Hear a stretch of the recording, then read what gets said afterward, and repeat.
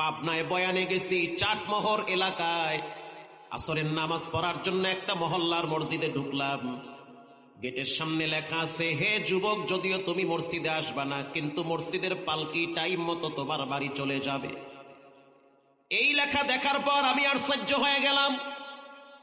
ওখানে উজু বানাইলাম। মসজিদে ঢুকার সময় দেখলাম একজন মুরব্বী লেখার দিকে বারবার তাকায় আছে আর নিঃশ্বাস ছাড়ে। তার সাথে সালাম বিনিময় হইল। প্রশ্ন করলাম, লেখা থাকবে আসসালামু আল্লাহুম্মা ইফতাহলি আবওয়াবা রাহমাতিক।